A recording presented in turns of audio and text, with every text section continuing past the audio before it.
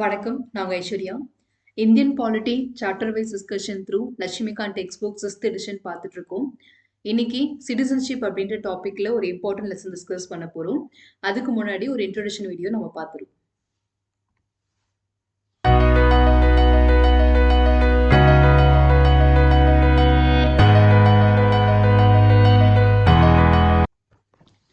Lesson 87 தான் இன்னைக்கு நம்ம டிஸ்கஸ் பண்ண போறோம். சிட்டிசன்ஷிப் அப்படின்ற டாபிக்ல இது நம்மளுடைய 6th டாபிக்கா இருக்கும்.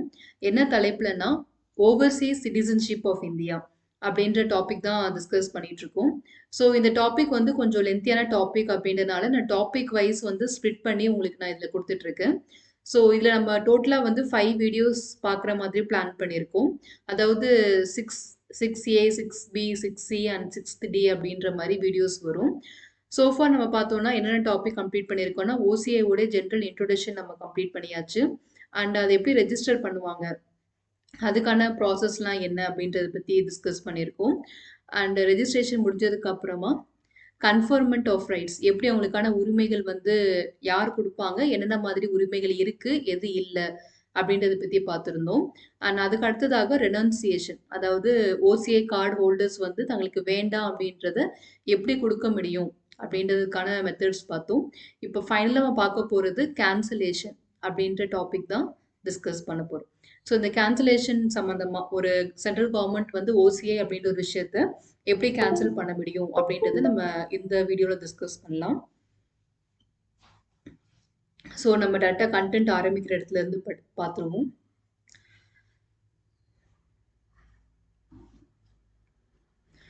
Cancellation of registration as overseas citizen of India card holder.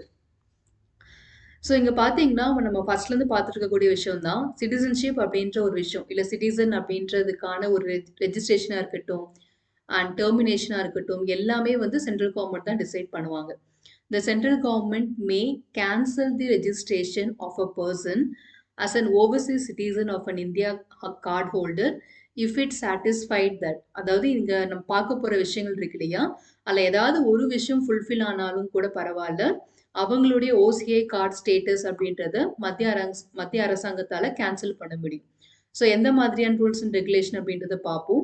So ரெஜிஸ்ட்ரேஷனாக இருக்கட்டும், கேன்சலேஷனாக இருக்கட்டும், எல்லாமே சென்ட்ரல் கவர்மெண்ட் தான் பண்ணுவாங்க. அதுக்கு சர்டன் ரூல்ஸ் அண்ட் ரெகுலேஷன்ஸ் அவங்க ப்ரொவைட் பண்ணியிருக்காங்க. ஸோ இந்த விஷயங்கள் ஏதாவது ஒரு விஷயத்தை நீங்கள் ஃபுல்ஃபில் பண்ணால் கூட ஓகே தான், உங்களுடையது கேன்சல் ஆயிரும் அப்படின்னு மென்ஷன் பண்ணியிருக்காங்க. ஸோ அவங்க மென்ஷன் பண்ண பாயிண்ட்ஸ்லாம் என்ன அப்படின்றது ஒன் பை ஒன்னாக நம்ம பார்ப்போம். ஃபர்ஸ்ட் பாயிண்ட் என்னன்னா, the registration as an overseas citizen of India card holder was obtained by means of fraud, false representation or concealment of any material fact அப்படின்னு சொல்லி கொடுத்துருக்காங்க. ஸோ லைக் இந்த விஷயங்கள்லாம் என்னன்னா, ஃப்ராட் அப்படின்னா நமக்கு தெரியும் இல்லையா, ஒரு சரியான முறை இல்லாமல் தவறான ஒரு டாக்குமெண்ட் சப்மிட் பண்ணி அந்த மாதிரி தவறான நபர்களுக்காக கொடுத்து, ஸோ இந்தியன் ஆரிஜின் இருக்கக்கூடியவங்களுக்கு தான் OCI கொடுப்பாங்க. ஸோ இந்தியன் ஆரிஜினே இல்லாமல் இந்தியன் ஆரிஜின் மாதிரி அவங்க காமிச்சிருக்காங்கன்னா அது ஃப்ராட் தான். ஸோ இந்த மாதிரி ஃப்ராட் மீனில் அவங்க ஏதாவது வாங்கியிருந்தாலும் சரி, ஃபால்ஸ் ரெப்ரசன்டேஷன் அப்படின்னா தவறான டாக்குமெண்ட்ஸ் அந்த மாதிரியான விஷயங்கள், concealment of any material also மோர்லெஸ் எல்லாமே சேம் மீனிங் தான். ஸோ தவறான தகவல்கள் மூலியமாவோ தவறான ஒரு இன்ஃபர்மேஷனை வச்சு இந்த OCI அப்படின்ற ஒரு விஷயத்த வாங்கியிருக்காங்க, அது நமக்கு தெரிய வருது அப்படின்ற போது அவங்களுக்கான உரிமையை நம்ம கேன்சல் பண்ண முடியும். ஸோ நம்ம தான் கொடுத்தோம், பட் தவறான டாக்குமெண்ட் வச்சு அவங்க வாங்கியிருக்காங்க, தெரிய வரும்போது அவங்களோடது நம்ம கேன்சல் பண்ணிட முடியும். ஸோ நீங்கள் ஃப்ராட் மீன்ஸில் வாங்கினாலும் சரி, தவறான டாக்குமெண்ட்டை சப்மிட் பண்ணியிருந்தாலும் சரி, ஸோ இந்த மாதிரி விஷயங்கள் செய்யும் போது உங்களுடைய ரெஜிஸ்ட்ரேஷன் வந்து மத்திய அரசாங்கத்தால் கேன்சல் பண்ணுறதுக்கு வாய்ப்புகள் இருக்குது. ஸோ நம்ம ரெஜிஸ்டர் பண்ணிட்டோம், OCI கார்டு ஹோல்டராக நம்ம மாறிட்டோம், யாருமே நம்மகிட்டேருந்து வாங்க முடியாது அப்படிலாம் எதுவுமே இல்லை. நீங்கள் அந்த ரூல்ஸ் அண்ட் ரெகுலேஷனை மீறி தவறாக நீங்கள் பயன்படுத்தி வாங்கியிருக்கீங்க, இல்லை வாங்கினதுக்கு அப்புறம் நீங்கள் சரியாக நடந்துக்கல அப்படின்னா மத்திய அரசாங்கத்தால் அது எப்போ வேணாலும் கேன்சல் பண்ணுறதுக்கு சான்ஸ் இருக்குது. ஸோ ஃபஸ்ட்டு பாயிண்ட் அதுதான் மென்ஷன் பண்ணியிருக்காங்க. செகண்ட் பாயிண்ட் பார்ப்போம். The overseas citizen of India card holder has shown this affection towards the Constitution of India. அதாவது இந்திய அரசியலமைப்புக்கு நீங்கள் கொஞ்சம் நேர்மையாக அதில் இருக்கக்கூடிய விஷயத்துக்கெல்லாம் மதிப்பு கொடுத்து ஓரளவுக்கு ஒரு நல்ல ஒரு தாட்டோட நீங்க இருக்கணும். ஸோ இந்திய அரசமைப்ப சுத்தமா மதிக்காம, அதுக்கு எந்த விஷயத்துக்குமே கொஞ்சம் கூட இன்ட்ரெஸ்ட் காமிக்காம, நீங்க அதுக்கு அகெயின்ஸ்டாவே எல்லாத்தையுமே பேசுறீங்க, செய்றீங்க அப்படின்னா, அது அகெயின்ஸ்ட் தி லா அப்படின்னு மாறிரும். ஸோ ஒரு டிஸ்அஃபெக்ஷன், ஒரு தொடர்பு இல்லாம நீங்க இருக்கீங்க அப்படின்ற மாரி தெரிய வந்துச்சுன்னா, உங்களுடைய குடியுரிமை, அதாவது ஓசிஐ கார்டு அப்படின்ற ஒரு ஸ்டேட்டஸ மத்திய அரசாங்கத்தால கேன்சல் பண்ண முடியும். ஸோ அப்ப என்ன தெரிய வருதுன்னா, நீங்க ஓசிஐ கார்டு வாங்கியிருக்கீங்க அப்படின்னா, லைக் இந்தியன் சிட்டிசன் எப்படி ஃபீல் பண்ணுவாங்களோ, அவனுக்கு இந்திய அரசியலமைப்பு எந்த அளவுக்கு முக்கியமானதோ, அதே முக்கியத்துவத்த நீங்களும் அவங்களுக்கு குடுக்கணும். குடுத்தா மட்டும் தான் நீங்க கன்டின்யூ பண்ண முடியும். இல்ல அத என்னமோ ஒண்ணுன்னு நெனச்சு அத மதிக்காம விடுறது, அதுக்கு தவறா சித்தரிப்பு பண்றது, இது எல்லாமே நீங்க பண்ணீங்கன்னா, உங்களுடைய ஸ்டேட்டஸ் கேன்சல் பண்றதுக்கு மத்திய அரசாங்கத்துக்கிட்ட வாய்ப்பு இருக்கு. ஸோ அதனால disaffection towards the constitution of India அப்படின்னு இருந்தாலும், அவங்களுடைய இதையும் கேன்சல் பண்ணிருவாங்க. 3rd பாயிண்ட் பாருங்க. The overseas citizen of India card holder during any war in which India may be engaged unlawfully traded or communicated with an enemy. அதாவது போர் காலகட்டத்துல நம்ம ஒரு நாட்டுக்கு இப்ப நம்ம இந்தியாவுக்கும் சைனாக்கும் சண்டை நடந்துட்டு இருக்கு அப்படின்னா, அப்போ இந்தியாவுக்கு யார் எதிரி நாடுன்னா சைனா. பொதுவாவே இந்திய நாடு யாரையுமே எதிரியா நினைக்கவே மாட்டாங்க. பட் போர் காலங்கள்ல ஆப்போசிஷன் பார்ட்டில யார் இருந்தாங்களோ, அவங்க தான் நமக்கு எனிமியா இருப்பாங்க இல்லையா? ஸோ அந்த மாரி ஒரு எனிமி கண்ட்ரி இருக்கும்போது, இந்திய நாட்ட சேர்ந்த நபரா இருந்தாலும் சரி, இல்ல ஓசிஐ கார்டு வாங்குனவங்களா இருந்தாலும் சரி, அவங்க அந்த நாடோட ஒரு வர்த்தகம் மேற்கொள்றாங்க. இல்ல ஒரு கம்யூனிகேஷன் லைக் ஒரு தொடர்புல இருக்காங்க. ஏதாச்சும் ஒரு விஷயத்துல இருக்கலாம். ஏன்னா நம்ம அந்த மாரி எனிமி கண்ட்ரியோட எந்த விதத்திலயுமே நம்ம தொடர்பு இருக்கக்கூடாது. அப்படி ட்ரேட் பண்றாங்க, வணிகம் பண்றாங்க, வர்த்தகம் பண்றாங்க, இல்ல கம்யூனிகேட் பண்றாங்க அப்படின்னா, அது கண்டிப்பா அகைன்ஸ்ட் இந்தியாவா மாறிரும். ஏன்னா எதிரி நாடுக்கு நீங்க வந்து தகவல் பரிமாற்றம் பண்றீங்க அப்படின்ற மாரி வந்துரும். ஸோ போர் காலகட்டங்கள்ல நம்மளுடைய எனிமி நாடுகள் இருந்தாங்கன்னா அவங்க கிட்ட நீங்க இந்த மாதிரி கம்யூனிகேட் பண்றதோ, ட்ரேட் பண்றதோ வைக்கக்கூடாது. பட் பண்ணீங்கன்னா அது அன்லாஃபுல்லா மாறிரும். சட்டத்துக்கு புறம்பானதா மாறிரும். அப்போ உங்களுடைய சிட்டிசன்ஷிப் அப்படின்றத அவங்க கேன்சல் பண்ணிருவாங்க. So overseas citizen of India card holder has during any war in which India may be engaged unlawfully traded or communicated with an enemy. So அவங்களோட இதுவும் கேன்சல் பண்றதுக்கு வாய்ப்பு இருக்கு. 4th பாயிண்ட் என்னன்னு பார்க்கலாம். Overseas citizen of India card holder has within 5 years after registration been sentenced to imprisonment for a term of not less than 2 years. இது நம்ம முன்னாடியே பார்த்திருக்கோம். டிப்ரிவியேஷன் அப்படின்னு சொல்லிட்டு நம்ம கேன்சலேஷன் அதாவது லாஸ் ஆஃப் சிட்டிசன்ஷிப் அப்படின்றதுல ஒரு 3 ஸ்டெப்ஸ் வந்து பார்த்திருந்தோம் இல்லையா? அதுலயே இந்த பாயிண்ட் வந்துச்சு. நீங்க ஓசிஐ கார்டு அப்படின்றது வாங்குன உடனே ஒரு 5 வருஷத்துக்குள்ள ஏதாவது ஒரு குற்றம் பண்ணி நம்ம இந்திய நாட்டிலேயோ இல்ல வேற ஏதாவது நாட்டிலேயோ 2 வருடங்கள் நீங்க கன்டினியூஸா சென்டென்ஸ் லைக் தண்டனை வாங்கி கன்டினியூஸா நீங்க இருந்துட்டீங்க அப்படின்னா, உங்களுடைய ஓசிஐ கார்டு அப்படின்றது கேன்சல் ஆயிரும். ஓகேவா? Within 5 years. ஸோ இந்த பாயிண்ட்ட பார்த்துக்கோங்க. ஒரு எக்ஸாம்பிளுக்கு நம்ம எடுத்துக்கலாம். 2020ல நீங்க ஓசிஐ கார்டு ஹோல்டர் அப்படின்றது வாங்கியிருக்கீங்க. 2025க்குள்ள அந்த 5 இயர்ஸ் கேப்க்குள்ள ஏதாவது 2 வருடங்கள் கன்டினியூஸா 2 இயர்ஸ் அப்படின்றது முழுமையா இருந்திருக்கணும். இல்ல 1 இயர் இருந்திருக்கீங்க, 6 மந்த்ஸ் இருந்திருக்கீங்க அப்படிலாம் கணக்கு இல்ல. 2 இயர்ஸ் மொத்தமா 2 வருடங்கள் கன்டினியூஸா நீங்க எங்கேயாவது பிரிசன்ல இருந்துட்டீங்க அப்படின்னா, உங்களுடைய ஓசிஐ கார்டு வந்து கேன்சல் ஆயிரும். ஓகேவா? எந்த விதமான கேள்வியும் கேட்க மாட்டாங்க. ஸோ வித்தின் 5 இயர்ஸ் கன்டினியூஸா ஒரு 2 வருஷம் நீங்க ஏதாவது ஒரு இடத்துல நீங்க சென்டென்ஸ் ஆயிட்டீங்க அப்படின்னா, உங்களுடைய ஓசிஐ அப்படின்றது கேன்சல் ஆயிரும். இல்ல நான் 1 வருஷம் தான் இருந்திருக்கேன், 15 மாசம் தான் இருந்திருக்கேன் அப்படின்னா, அப்பலாம் கேன்சல் ஆகாது. மினிமம் 2 இயர்ஸ் ஆவது நீங்க இருந்திருக்கணும். ஓகே. அதான் இங்க குடுத்துருக்காங்க. Not less than 2 years. Okay. 2 வருடங்கள் குறைவா இருந்தா பிரச்சனை இல்ல. 2 வருடங்கள் அதற்கு மேல்பட்டு வந்துச்சு அப்படின்னா, உங்களுடைய இது வந்து கேன்சல் ஆயிரும். இது வந்து 4th பாயிண்ட்டா மென்ஷன் பண்ணியிருக்காங்க. 5th பாயிண்ட் பாருங்க. It is necessary so to do in the interest of the sovereignty and integrity of India, the security of India, friendly relationship of India with any foreign country or in the interest of the general public அப்படின்னு சொல்லியிருக்காங்க.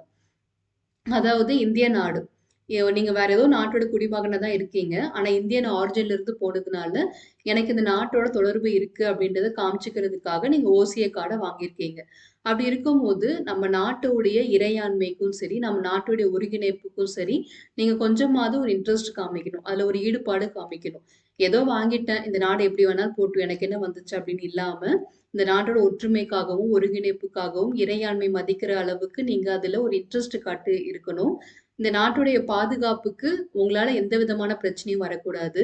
இந்த நாட்டோட எப்பவுமே இங்க நட்புறவோட இருக்கணும். So இந்திய நாட்டுல ஒரு தேர்தல் நடக்குது, இல்ல இங்க ஏதாச்சும் ஒரு கான்ட்ரோவர்ஷியல் இஷ்யூ போயிட்டு இருக்கு அப்படின்னா, அது கிரிட்டிசைஸ் பண்ற மாதிரி இல்லாம, அதுக்கு சப்போர்ட் பண்ற மாதிரியும், ஒரு குடிமகன் எந்த அளவுக்கு இன்ட்ரெஸ்ட் காமிப்பாங்களோ, அதே அளவுக்கு நீங்களும் அதுல காமிக்கணும். அண்ட் மக்களோட நீங்க நல்ல ஒரு ஒரு இங்க வந்து தங்கியிருக்கீங்க அப்படின்னா, அந்த மக்களோட நல்ல தொடர்புல இருக்கணும். அவனுக்கு அகெயின்ஸ்டா இதெல்லாம் ஒரு நாடா? நீங்கலாம் இங்க வாழ்ந்துட்டு இருக்கீங்க அப்படின்ற மாரி நெகட்டிவா எந்த விதமான அப்ரோச்சும் பண்ணாம, ஒரு ஃபெல்லோ சிட்டிசனா நீங்க இந்த இடத்துல டிராவல் பண்ணணும். இந்த மாதிரி ஒரு ஸ்மூத்தான ரிலேஷன்ஷிப்ல நீங்க இருந்தீங்கன்னா, உங்களுடைய ஓசிஐ கார்ட் அப்படின்றது கன்டின்யூ ஆகும். ஓகேவா? ஸோ மெயினா சொல்ல வர்றது அதுதான். சிட்டிசன் அப்படின்ற மாரி ஃபுல் ஸ்டேட்டஸ் உங்களுக்கு குடுக்கல. ஓசிஐ கார்டு தான் குடுத்துருக்காங்க. அப்படி இருந்தாலும் ஒரு ஃபெல்லோ சிட்டிசனா நீங்க இப்படிலாம் இருக்கணும். அப்படி இருந்தா உங்களோடது கன்டின்யூ ஆகும் அப்படின்றத குடுத்துருக்காங்க. ஸோ 5 பாயிண்ட்ஸ் நம்ம பார்த்துருக்கோம். அடுத்த பாயிண்ட் என்னன்னா வந்து மேரேஜ் சம்மந்தமா குடுத்துருக்காங்க. ஸோ மேரேஜ் அப்டின்னா ஒரு ஓசிஐ கார்ட் ஹோல்டர நீங்க திருமணம் பண்ணியிருக்கீங்க அப்படின்னு வச்சுக்கலாம். Marriage of an overseas citizen of India card holder. அது மெயிலா இருக்கட்டும், இல்ல ஃபீமேலா இருக்கட்டும். ஸோ அவங்க ஓசிஐ கார்டு வச்சிருக்கவங்கள நீங்க மேரேஜ் பண்ணியிருக்கீங்க. அப்ப அந்த ஸ்பவுஸ்க்குமே நம்ம வந்து ஓசிஐ ஸ்டேட்டஸ் குடுத்துருவோம். அவங்களுடைய மைனர் சைல்டு இருந்தாங்கன்னா, அவங்களுக்கும் நம்ம குடுத்துருவோம். இது நமக்கு தெரிஞ்ச விஷயம் தான். ஒருவேள ஒரு ஓசிஐ கார்ட் ஹோல்டர நீங்க திருமணம் பண்ணியிருக்கீங்க. அந்த திருமணம் ஒரு சில காலகட்டங்களோட அது வந்து முடிவுக்கு வந்துச்சு. டிவோர்ஸ் பண்ணிட்டீங்க. இல்ல உங்களுடைய திருமணம் வந்து செல்லாம லைக் நீதிமன்றங்கள்ல வந்து இனிமேல் இது வந்து உறவு இல்ல அப்படின்ற மாரி டிக்ளேர் பண்ணிட்டாங்க. டிசால்வ் பண்ணிட்டாங்க அப்படின்னா, உங்களுடைய ஸ்டேட்டஸ கேன்சல் பண்ணிருவாங்க. Has been dissolved by an competent court of law or otherwise அப்படின்னு இருக்கு. ஸோ இந்த மாதிரி ஒரு காலகட்டத்தில உங்களுடைய இது கேன்சல் ஆயிரும். அதாவது நீங்க திருமணம் பண்ணியிருக்கீங்க. அந்த திருமணம் மூலியமா ஒரு ஸ்பவுஸ்க்கு ஓசிஐ கார்ட் ஸ்டேட்டஸ் கிடைச்சிருக்கு.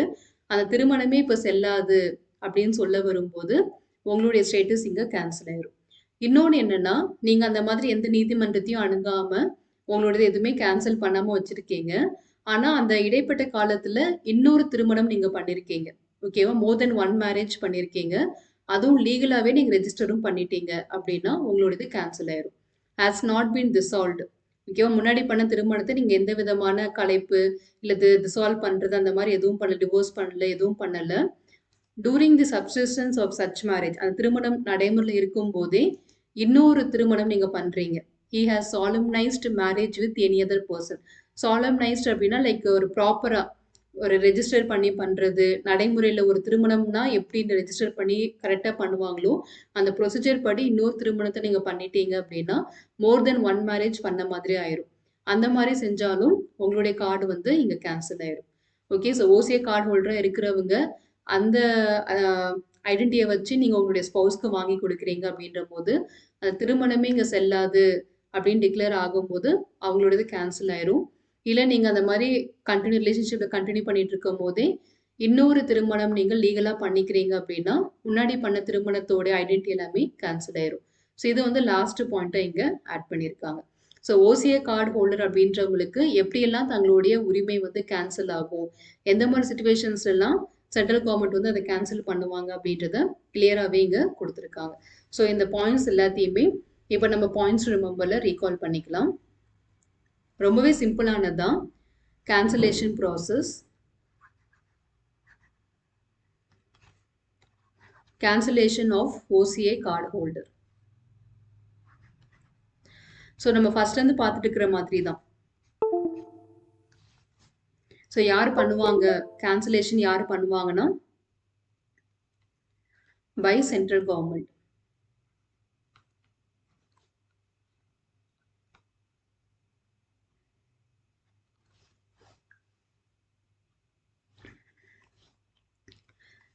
So any one of the reasons. First reason என்னன்னு பார்ப்போம். ஸோ ஒரு ஃப்ராட் அது லீகலா இல்லாம, ப்ராப்பர் டாக்குமெண்ட் எதுவுமே சப்மிட் பண்ணாம, ஃபால்ஸ் ரெப்ரசன்டேஷன் வச்சு நீங்க ஓசிஏ கார்டு அப்படின்றத வாங்கியிருக்கீங்க அப்படின்னா உங்களுடைய இது வந்து இங்கே கேன்சல் ஆக சான்ஸ் இருக்குது. ஓகேவா? ஃபால்ஸ் ரெப்ரஸன்டேஷன் டாக்குமெண்ட்ஸ் எல்லாத்தையுமே இல்லீகலாக நீங்கள் சப்மிட் பண்ணும்போது உங்களுடைய இது கேன்சல் ஆகும். அடுத்த பாயிண்ட் என்னன்னா திஸ் அஃபெக்ஷன் டு கான்ஸ்டியூஷன், அதாவது இந்திய அரசியலமைப்புக்கு எந்த விதமான தொடர்பும் இல்லாமல் இருக்கீங்க, திஸ் அஃபெக்ஷனாக இருக்கீங்க அப்படின்னா அந்த நேரத்துல உங்களுடைய கார்டை வந்து கேன்சல் பண்ண சான்ஸ் இருக்கு. So even after becoming OCA card holder நீங்கள் இந்திய அரசாங்கத்துக்கு ஓரளவுக்கு பற்றோட இருக்கணும் அப்படின்றத சொல்லியிருக்காங்க. அடுத்ததாக நீங்கள் ஒரு வார் டைமில் எனிமி கண்ட்ரியோட ஒரு இல்லீகல் ட்ரேட் இல்லை communication, illegal trade R communication with enemy country, அந்த மாதிரி பண்ணும்போது உங்களுடைய கார்டு வந்து கேன்சல் ஆக சான்ஸ் இருக்கு. அண்ட் அடுத்ததாக நீங்கள் ஓசிஏ கார்டு ஸ்டேட்டஸ் வாங்கி 5 வருஷத்துக்குள்ள within 5 years imprison for 2 years, imprison for not less than 2 years.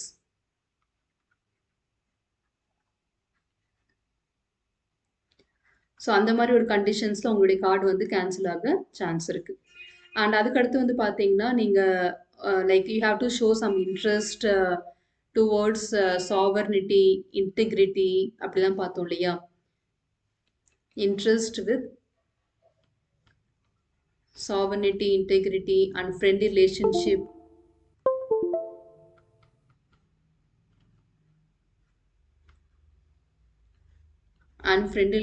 in the India. இதெல்லாமே நீங்கள் மெயின்டைன் பண்ணணும். அப்படி மெயின்டைன் பண்ணிங்கன்னா உங்களோடது கண்டினியூ ஆகும், இல்லைனா கண்டினியூ ஆகாது. ஸோ அதுவுமே இங்கே கிளியராக வந்து மென்ஷன் பண்ணியிருக்காங்க. அண்ட் ஃபைனலாக நம்ம என்ன பார்த்தோம்னா மேரேஜ். ஸோ உங்களுடைய மேரேஜ் வந்து எதர் டிசால்வ் ஆச்சுனாலும் உங்களுடைய சிட்டிசன்ஷிப் அப்படின்றது கேன்சல் ஆயிரும். இல்லை டிசால்வ் ஆகாமல் மோர் தென் 1 மேரேஜ் லீகலாக பண்ணுறீங்க, more than 1 marriage done legally, proper ரெஜிஸ்ட்ரேஷன்லாம் ஃபாலோ பண்ணி பண்ணுறீங்க அப்படின்னாலும் உங்களுடைய ஓசிஏ கார்டு வந்து கேன்சல் ஆக சான்ஸ் இருக்குது. ஸோ இந்த எல்லா மெத்தடுமே நீங்கள் ப்ராப்பராக வந்து நோட் பண்ணிக்கோங்க. ஸோ எல்லா மெத்தட்லேயுமே உங்களுடைய ஓசிஏ கார்டு வந்து கேன்சல் ஆக சான்ஸ் இருக்குது. ஸோ இன்றைக்கி டாபிக் நம்ம ரொம்பவே கிளியராக வந்து டிஸ்கஸ் பண்ணிட்டோம். நம்மளோட அடுத்த தலைப்பு என்னன்னு பார்த்தீங்கன்னா ஆல்மோஸ்ட் நம்ம இப்போ சிட்டிசன்ஷிப் அப்படின்ற டாப்பிக்கோடைய கிளைமேக்ஸ் பார்ட்க்கு வந்தாச்சு. சோஃபார் நம்ம பார்த்த என்ஆர்ஐ, பிஐஓ, ஓசிஐ இதெல்லாம் இருக்கு இல்லையா, இவங்க எல்லாருமே நம்ம வந்து கம்பேர் பண்ண போகிறோம். நான் ரெசிடென்ட் இந்தியானா யாரு, பர்சன்ஸ் ஆஃப் இந்தியன் ஆரிஜின்னா என்ன, ஓவர்சீஸ் சிட்டிசன்ஷிப் ஆஃப் இந்தியானா என்ன, இவங்களுடைய எலிஜிபிலிட்டி, இவங்களுடைய ரைட்ஸ் என்னது, இவங்களுடைய ரெஜிஸ்ட்ரேஷன் கேன்சலேஷன் ப்ராசஸ்லாம் என்ன, இது எல்லாமே ஜஸ்ட் டேபுலேஷன் மாதிரி ஸ்பிட் பண்ணி நம்ம பார்க்க போகிறோம். ஸோ இந்த டாபிக் பார்த்து முடிச்சிட்டோம்னா ஆர்டிகல்ஸ் ரிலேட்டட் டு சிட்டிசன்ஷிப் அந்த டாபிக் தான். அதுக்கப்புறமா நம்ம வந்து குவிஸ் அப்படின்ற பார்ட் வந்து ஸ்டார்ட் பண்ணிடலாம். So almost we are nearing towards the climax part of citizenship. Once இது முடிச்சதுக்கு அப்புறமா நம்ம ஃபண்டமெண்டல் ரைட்ஸை ஸ்டார்ட் பண்ணிடலாம். ஸோ ஓசிஏ அப்படின்றது கொஞ்சம் கிரிட்டிக்கலான டாப்பிக்காக இருந்தது, பட் நம்ம அதை ஸ்ப்ளிட் பண்ணி பார்க்கும்போது ரொம்பவே ஈஸியாக மாறிடுச்சு. லைக் ரெஜிஸ்ட்ரேஷன், ரெனன்சியேஷன் இந்த மாதிரி தனித்தனியாக ஸ்ப்ளிட் பண்ணி பார்க்கும்போது அந்த டாபிக் ரொம்பவே ஈஸியாகவும் இருக்குது, அதே நேரத்தில் ரொம்பவும் கிளாரிட்டி தர மாதிரி இருக்குது. ஸோ யாரெல்லாம் அது ஃபீல் பண்ணீங்களோ எல்லாருமே கமெண்ட் பண்ணுங்கள். பட் ஒரே டாப்பிக்காக பார்த்துருந்தா 1 மணி நேரத்துக்கு மேலே போயிருக்கும், பட் கொஞ்சம் கன்ஃபியூஸ் ஆகிருப்பீங்க. பட் இந்த மாதிரி ஸ்ப்ளிட் பண்ணி பார்க்கும்போது கண்டிப்பாக ஒரு கிளாரிட்டி இருக்கும். ஸோ நமக்கு இந்த டாப்பிக்கில் கிளாரிட்டி வரதுக்காக தான் நம்ம இவ்வளோ தூரம் பார்த்துட்ருக்கோம். ஸோ அது at end of the session கண்டிப்பாக வரணும். ஸோ யாருக்கெல்லாம் அந்த கிளாரிட்டி வந்துச்சோ அவங்க எல்லாருமே கமெண்ட் பண்ணுங்கள். ஸோ நம்மளோட அடுத்த வீடியோவில் நம்ம டிஸ்கஸ் பண்ணலாம். உங்களுடைய லட்சியங்கள் வெற்றியடைய வாழ்த்துக்கள். படிப்போம், பகிர்வோம், வெற்றியடைவோம். Let's crack it. நன்றிகள்.